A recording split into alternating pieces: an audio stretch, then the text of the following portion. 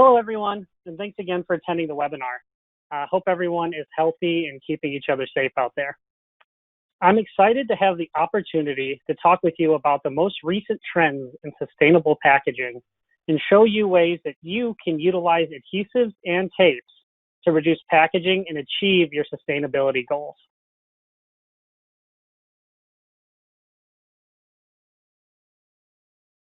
So, before we get started, I'd like to give a quick overview of H.B. Fuller. H.B. Fuller is the largest pure-play adhesives company in the world. Our global headquarters is located in St. Paul, Minnesota. However, we have facilities spread across the globe in 35 different countries. We have 30 technology centers, which are directed by over 500 field and lab-based technical experts who drive our culture of innovation. Additionally, we have 71 manufacturing sites which produce thousands of different adhesives that we sell to our customers in more than 125 countries across the world. On the bottom of this slide, we've highlighted just some of the products that have helped us build successful decades-long relationships with our customers. So, many food and beverage brands are aware of the circular economy movement. This is a worldwide philosophy developed by the Ellen MacArthur Foundation that changes the way we design our products. Instead of designing in a linear fashion in which products are produced, consumed, and then disposed, it puts the onus on the manufacturers to design products more mindfully with a waste-out approach. So, this means eliminating excess packaging as much as possible. The circular economy is an economic model designed to minimize resource input as well as minimize waste and emission output. The circular economy aims to reach maximum efficiency by limiting finite resources, transitioning to renewable resources, and recovering materials and products at the end of their useful life. Many food and beverage brands are members of the Ellen MacArthur Foundation. This means that these brands are dedicated to making their products more circular.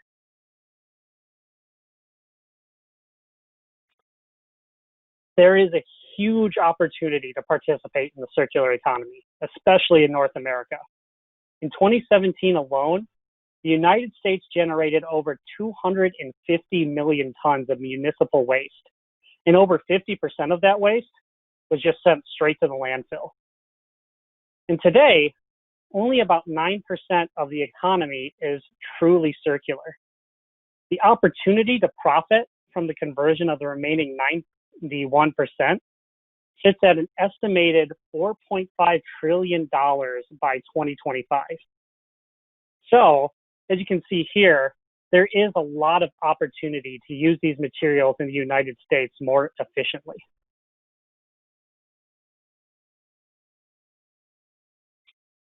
So, I'm sure you've heard a lot about millennials over the years.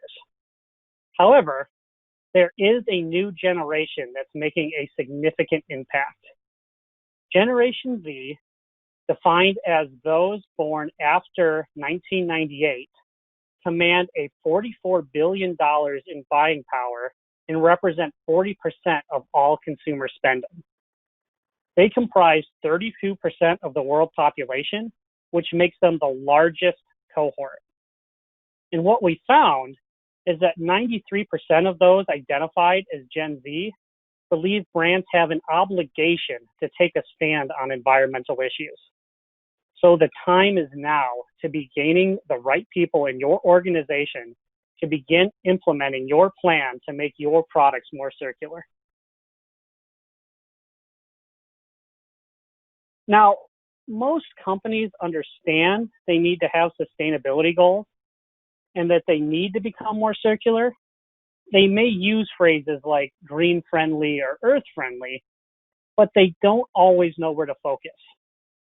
And when you drill down into sustainable packaging even further, You may find that you don't always understand how all of the components of your packaging need to be looked at in regards to how they fit into your sustainable packaging goals. This includes primary packaging, secondary packaging, tertiary packaging, as well as tapes and adhesives.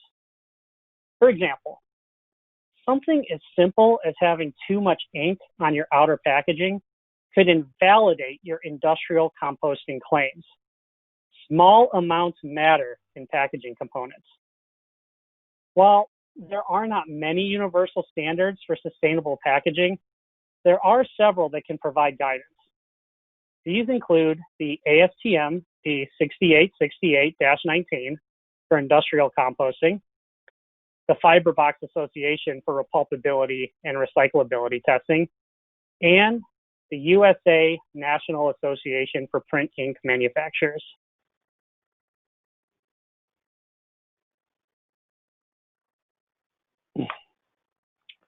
So it's important to identify a very focused approach for making your products more circular. So we've conducted a custom consumer survey of 800 Millennial and Gen Z consumers in the United States and Canada. Here are our findings. 67% of US millennials and 77% of US Gen Z are more likely to purchase food and beverage brands that have a clear, publicly stated sustainability goal over brands that do not. And out of those surveyed in the US, 75% said that brands should have to pay more to recover the packaging materials that end up in a landfill. This could take the form of an extended producer responsibility fee, for example. And in Canada, that number jumps to 85%. 30% of millennials and Gen Z actively avoid food and beverage brands with excess packaging.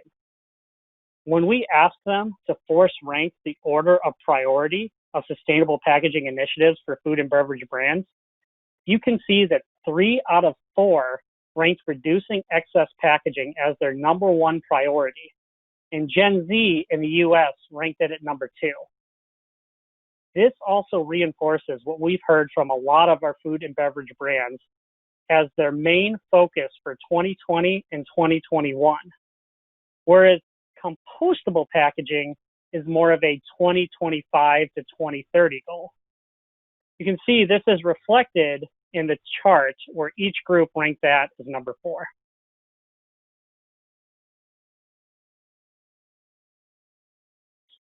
At the end of the day, the reason why you should be reducing packaging is to reduce your carbon footprint and to support the circular economy. You need sustainability managers to champion this. Based on our knowledge, we've developed the guiding principles that you see here. Essentially, 50% of your motivation should be to reduce your carbon footprint. At the same time, you can kill 2 birds with 1 stone by also making your packaging recyclable. This is echoed in the consumer survey we just saw. You can see that we've placed maximizing your supply chain at a lower priority. Your largest driving force shouldn't be supply chain efficiencies and cost savings. And if you find that it is the largest driving force or largest voice in your organization, I encourage you to do a consumer survey on your customers and find out how much they truly care about this from a sustainability perspective. Additionally, one of your guiding principles should be to ensure that your packaging has an attractive design to customers. And lastly, while it shouldn't be your main motivator, we should all agree that this is good business. Designing packaging with sustainability in mind can give you a competitive edge. It can also give you good PR for being innovative and for reducing the amount of excess packaging that's being sent out to the landfill. Now, while all sustainability initiatives are not necessarily going to save you money, more and more consumers are demanding it.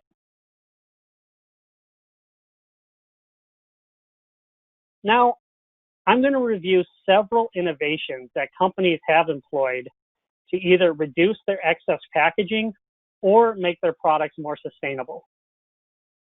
Shown here are some examples where high-cone plastic six-pack rings in primary packaging have been replaced.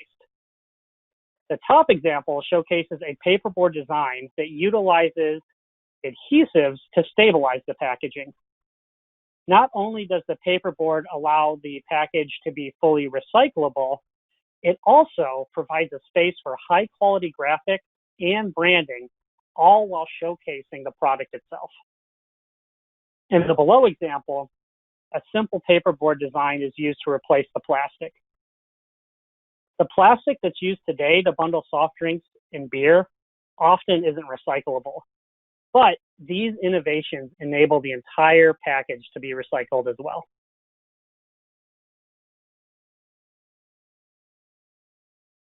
In this example, a major brand was able to reduce their packaging by moving from a two-piece box to a one-piece box by adding an opening feature using embedded tape that eliminated the need for box cutters. The redesigned case uses 35% less material than the previous telescoping case, all while providing the same amount of product protection and better logistical efficiency. And most importantly, this solution allowed the brand to use an automated packaging line and increase their throughput by more than 50%.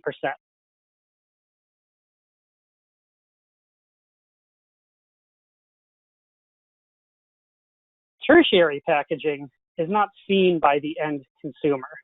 However, it is used to safely transport materials from the manufacturer to the distributors and retailers. There are several different types of tertiary packaging, including plastic stretch film, paperboard slip sheets, and paperboard edge protectors. Although it isn't the most visible, it is an easy place to reduce packaging to improve your carbon footprint. And in some ways, because it's less visible, it's not as disruptive and carries less risk. For example, you don't need to conduct a consumer focus group to ensure that your radically new packaging design is acceptable for your consumer base. In both of these photos, adhesives have been used to stabilize pallet loads during shipping. In the above photo, the brand was able to completely eliminate stretch film by using adhesive on the top of their boxes. And in the bottom picture, 66% of the stretch film was reduced and the corrugated sheets were completely eliminated. One thing to keep in mind is that in some cases, brand owners may still want to have one or two revolutions of stretch film to protect their secondary packaging from dust, blemishes, or other foreign contaminants.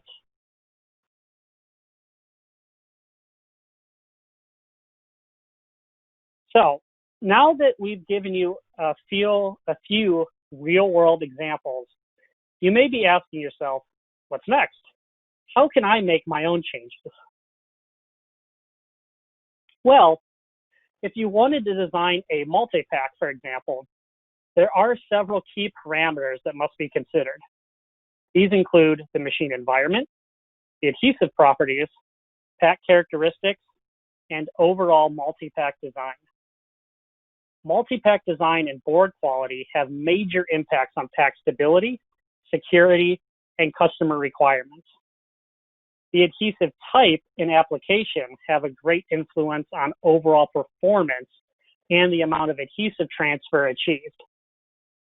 You will want to select an adhesive that will be robust enough to hold the package together and with enough cohesive strength to release cleanly from the cans as they are removed from the pack. Lastly, you'll want to take into consideration pack size, machine speed, compression force, open time, and other external parameters such as the product shelf life. Next, we'll explore how you can reduce excess corrugated in your secondary packaging using reinforcement tapes. In this example, we're looking at a corrugated beverage container with a handle. Now, one common problem that you might run into is that the handle may tear or break as it's put under stress as consumers carry the package.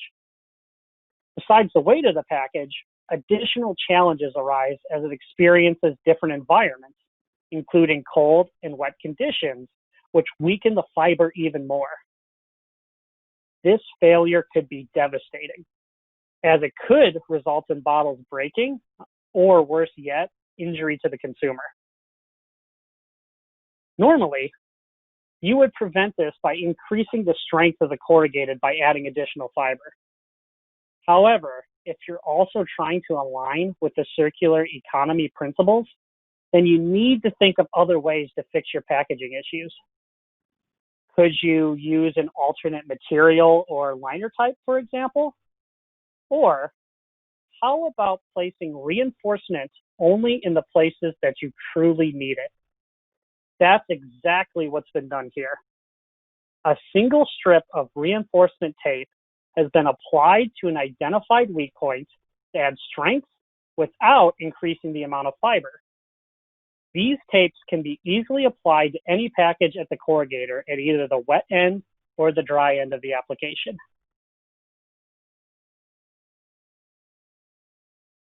In this final example, we'll explore how adhesives can be used to reduce tertiary packaging. As discussed previously, slip sheets and stretch film are commonly used by manufacturers to safely and securely move pallets of materials from the manufacturing site through the supply chain and finally to the retail store. A single pallet can have as many as 6 paperboard slip sheets and half a pound of stretch film that'll either need to be recycled or discarded. The slip sheets and stretch film can be substantially reduced or completely eliminated by applying adhesive to the top of the package. And in this example, an adhesive is being used to stabilize cases of shrink-wrapped bottles. The adhesive is applied in a dot pattern onto the shrink film where the top of the cap is located. And there are a number of important factors to keep in mind with this application, which include the number of slip sheets and film revolutions currently in place, the gauge of the film, and the open time of the adhesive. When selecting adhesive, it is critical that it can be applied cold enough as to not burn the shrink film, while also being low enough in viscosity to be applied cleanly. The adhesive also needs to be clear in color and non-tacky when cooled, as not create a negative experience for the consumer. Lastly, it's important to conduct ISTA testing on your new pallet design to ensure that it'll hold up in your supply chain. These tests include pallet compression testing, inclined impact testing, and vibration testing. There are a number of third-party companies that will help carry this testing out for you if you're not able to do it in-house.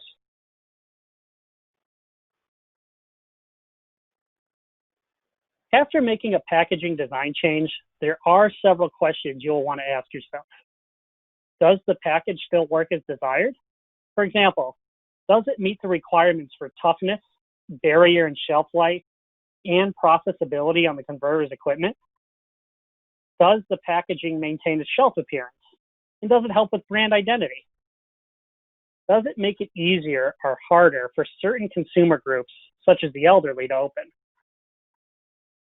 Is the consumer experience improved? Is it easier for the consumer to carry from the store to their car? And can you quantify how much you have down-gauged or light-weighted your packaging? And lastly, can you calculate your reduction in carbon footprint?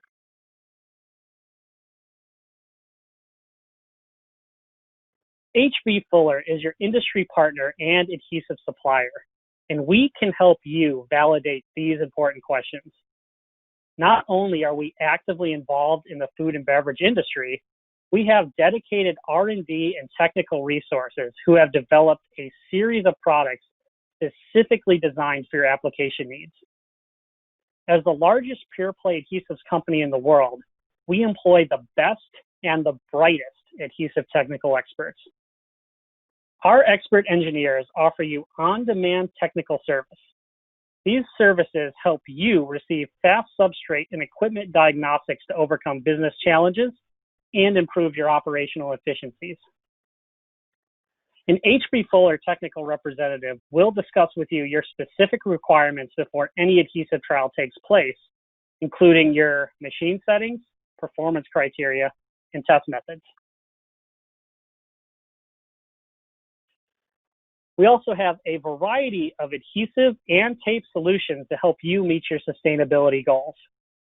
Our Advancer line of adhesives can reduce corrugated in plastic in primary, secondary, and tertiary packaging. Our Sesame tapes can reduce corrugated in plastic and secondary packaging. And finally, our Smart Grip 5025 and other palletization adhesives can reduce your corrugated and plastic in tertiary packaging. In addition, we are experts in multi-pack bundling. We work with the packaging makers and equipment manufacturers closely to develop multi-pack solutions to eliminate high-cone plastic six-pack rings or excess corrugated that's used to package products such as soft drinks, beer, water, soy milk, and small condiments. This enables packages to be 100% recyclable. Our adhesives also separate out well during the old corrugated container repulping process to enable your packaging to be efficiently recycled. And the adhesive dries clear, preserving your packaging aesthetic. And you can see just how clear the adhesive is on the picture on your left.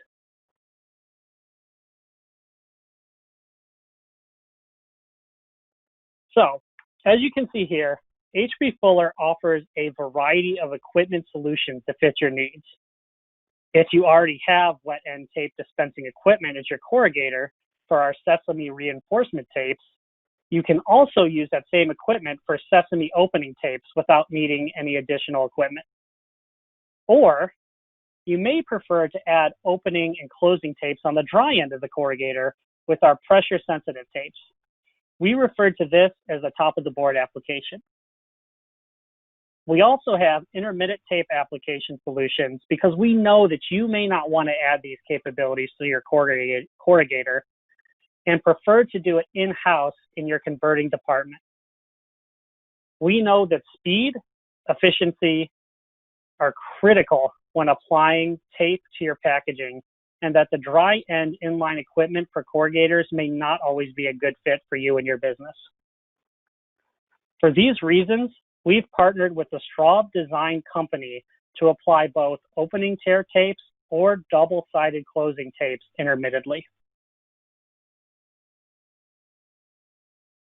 And lastly, H.B. Fuller has a patent in the U.S. on the specific adhesive application for applying adhesives to shrink-wrapped materials such as water or sports drinks. This means that our adhesive outperforms the competitors because our adhesive will better preserve the packaging aesthetic and won't burn or tear the film, while still providing the stability that you need during transit. It then clearly releases when packs need to be separated during merchandising and is not tacky to the touch. Our adhesive solution has been ISTA 3E tested by a third party to ensure that your package will safely navigate through the supply chain. If you're interested, we can work with you and our strategic ISTA partner to ensure that your goods pass 3E testing so that you can achieve your sustainability goals with confidence. So, are you ready to reduce your packaging and meet your sustainability goals? Thank you so much for your time today, everyone. We look forward to hearing from you and helping you work on your next sustainable packaging innovation. Thank you, Garrett. As a reminder to our audience, if you have a question, please write it in the questions box in the GoToWebinar panel. Erin Lahada, the marketing manager for packaging and converting, will be posing these questions to Garrett. So Erin, do we have any questions? Yeah, Virginia, I see some that are trickling in here. I'm going to just give a couple more seconds as I see folks writing some in. Okay, so here's one we can get started with, Garrett. So how do you think COVID has impacted sustainable packaging efforts? Sure. Good question. So I think that the global pandemic may have slowed some of the progress in sustainability as companies turn their focus on protecting the health and well-beings of their employees. But I do think, and I know that I've seen that there are studies that have linked the environmental conditions to spread of COVID-19. So with that in mind, I think as we move forward past the pandemic, I believe we're going to see an even greater focus on sustainability and sustainable packaging efforts. Great. Here's another question. How do you calculate reduction in carbon footprint? So you did mention briefly on one slide about calculating reduction in carbon footprint. Could you explain that a little bit further for those on the call? Yeah, sure. So if you wanted to calculate the reduction in carbon footprint, you would first need to do a life cycle assessment on your new packaging components compared to what you're doing currently. This is also known as a cradle to grave assessment. And there are ISO standards that'll help you and detail different guidelines for you to do this. Some of those include ISO 14040 as well as 14044. And another path would be you could also hire a consultant that has been certified in life cycle assessment to help you. Oh, very interesting. I'm sure we could spend a whole session just talking about that. Okay, here's another one. What testing has been done during transit to prove the adhesive's capability to maintain a safe load during transit? Great question. So there is a standard for transit and shipping testing through ISTA, and that's known as their 3E test. And there are a number of tests that are done on a full pallet to simulate the shipping environment as well as test whether or not there's going to be issues in that environment.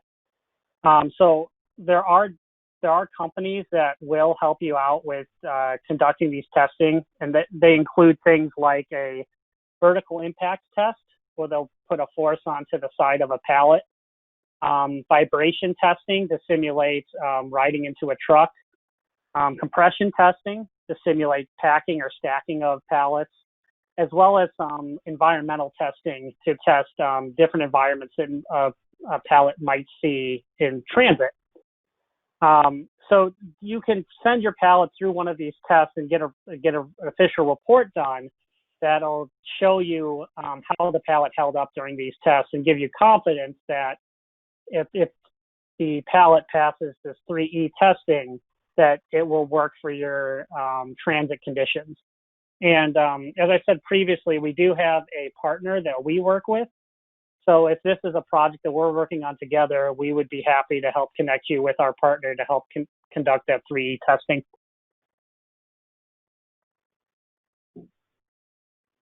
Thank you.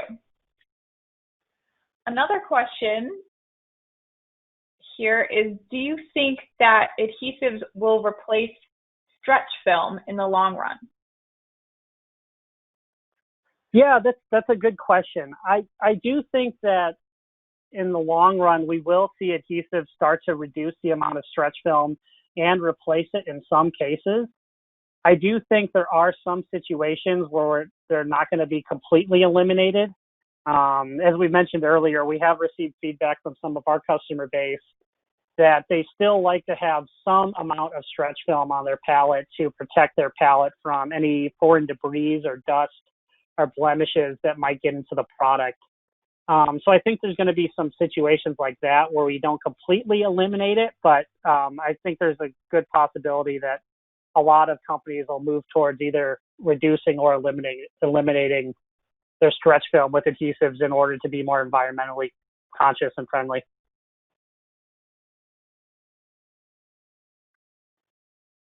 Your next question is, are retailers sharing in the costs of manufacturing companies and transitioning to a more sustainable packaging? Can you repeat the question one more time? Yeah, so this person's asking, so for example, like, is a Walmart sharing in the cost of some of their manufacturers, so food or beverage manufacturers that they're supplying, are they sharing in some of those costs to have more sustainable packaging? Yeah, I believe so, and I believe it happens on a case-by-case basis. I do know there's companies like Walmart have goals set aside for sustainability where they want to have either a reduction or percent reduction or complete elimination of non-recyclable material to move towards. So I do think it's a case-by-case basis, and I do think that some of the retailers will be supportive to hit their goals.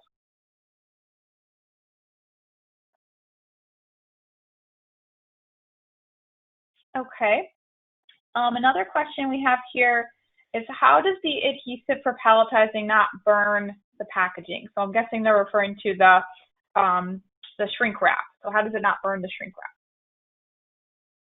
Sure. So there are a number of factors that play into this. So first off, you need to make sure that you've got an appropriate adhesive selected that has good shear resistance, but then low peel resistance. So that will prevent the tearing or distorting of the package as other packages are removed from the pallet. But secondly, you have to have an adhesive that can be applied at a low enough temperature as to not burn or melt through the film. And that's going to vary film by film. But in general, we've seen anything around 300 degrees Fahrenheit or less tends to not distort or melt that film. So you have to be able to apply the adhesive at a lower temperature, as well as the adhesive has to be a low enough viscosity so that it can apply cleanly at those temperatures.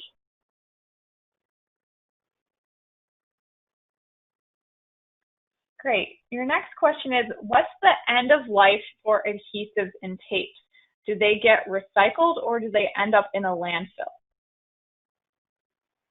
Yeah, that's a good question. So our adhesives and tapes are easily removed in the recycling process. So what happens is that they actually float to the top in the process and they are skimmed off. So the total package itself is still recyclable without any issues with the adhesives and tapes. And then at that point, the remaining tapes or adhesives that are removed are discarded.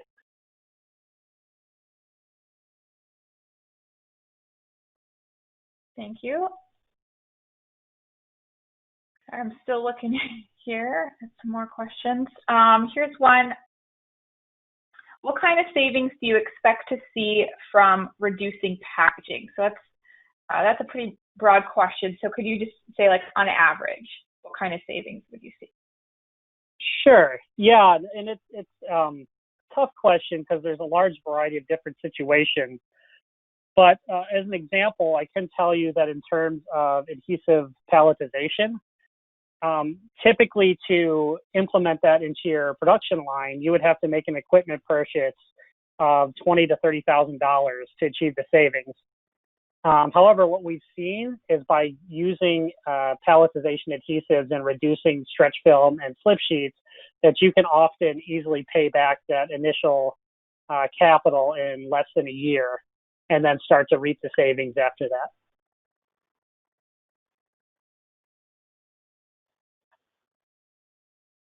Great, thank you. Here's another one. Do you have adhesives that reduce the energy consumption at a plant?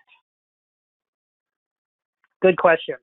Yes, we do. So we have adhesives. So traditionally, adhesives are applied at 350 degrees Fahrenheit, but we also have a line of low application temperature adhesives that are applied at a much lower temperature between 250 and 275 degrees Fahrenheit.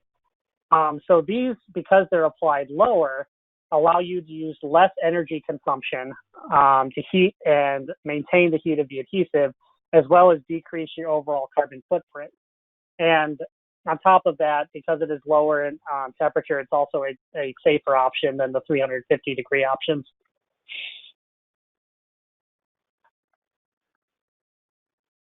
Okay, your next question is there a weight range of product that the adhesive can handle? If so, what is the max weight that the product can be? So I'm guessing that they're referring to palletization adhesives. So what is the weight of that pallet load, the max weight that we've seen with our customers? Yeah, good question. And that one again is going to vary because there are a lot of different parameters that go into that, along with just the weight, how the weight is distributed, as well as what material that the package is made out of. But in general, we can adjust for that by adding adhesive in either more locations or more strategic locations along the pallet to make up any weight difference. So to this point, we haven't had any issues with weight distribution that we haven't been able to handle, including, as we talked about earlier, pallets of water or sports drinks, which are, as you know, liquids tend to be very heavy materials. We've not had an issue applying adhesives and holding the pallet together.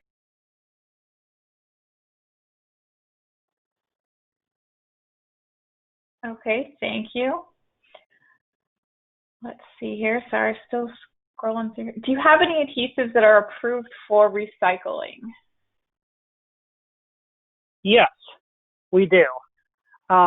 So while not all adhesives are easily recyclable, a majority of the adhesives that we use in packaging are easily recyclable from the old corrugated repulping process. And as I described earlier, those adhesives will easily separate from the packaging and then are skimmed off in the recycling process.